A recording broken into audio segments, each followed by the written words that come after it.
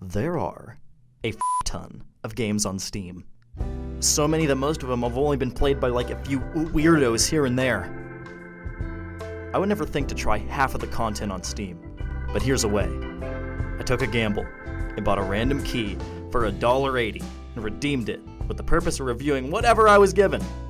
Let's take a look at Silver Knight. Silver Knight's an indie game on Steam, made by Wojciech Jeff Krupinski. This guy. And before I even opened the game, I noticed that the game was in early access.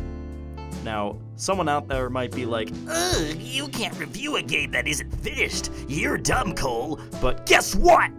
If the game is selling for real money, it's getting real reviewed. When I first opened the game, I was kind of underwhelmed. The menu looked kind of crappy and a little unprofessional for a Steam game. There's a crappy little bulleted list of the changes that the dev made since the last update. My favorite was this one. Like, this wasn't a feature already? Like... Again, it's an early access, but for now, it's gross. Controller support was appreciated though. When you start the game, you're greeted by one of these.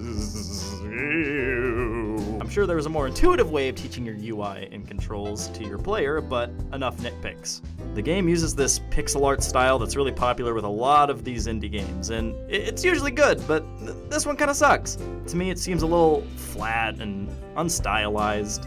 I will say the theme's kind of interesting with its fantasy characters and creatures in this sort of sci-fi setting with these big machines and iron walls and toxic barrels. Let's talk about the actual gameplay. Silver Knight's a sort of roguelike RPG with random enemy spawns, so think Binding of Isaac, just not as good. You kind of just dropped into this first room with not much direction. It wasn't too hard to figure out what I needed to do. All you need to do to progress to the next room is walk into these badass holographic skulls. You play as a knight. A Silver Knight, and presumably you have to rescue this princess. And there's some other characters and robes and stuff and yada yada. Sort of lacking in story, but that clearly isn't the focus. Each room has random spawning enemies that you have to kill in order to progress to the next room. There's blobs and bats and spiders and lasers! It's mostly your basic array of baddies, not too much interesting stuff. Maybe there's more later on in the game, but I don't know, because this game is impossible. I didn't finish it! Seriously, like, you just lose all your health without realizing it because it's not obvious when you get hit. The conveyance is terrible. You don't flash or anything, and you don't have invincibility frames, and you can lose all your health in just one go. I mean, you don't really think about that much, because most games have them. But when they don't, it really sticks out, because you die. And you die a lot in this game.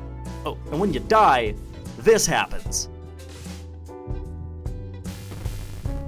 Jesus! It's like that scene in Scanners.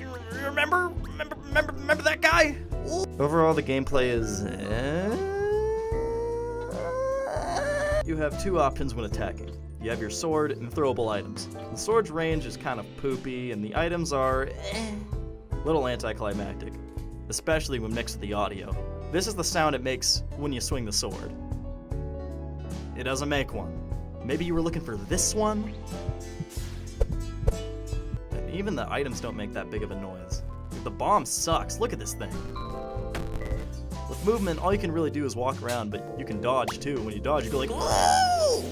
Overall, combat just lacks a certain punch. There's no weight to anything. You don't feel the impact of your hits. In conclusion, this game just wasn't fun to play. The presentation was bad, and it felt like there was a lot this game could have done to be better.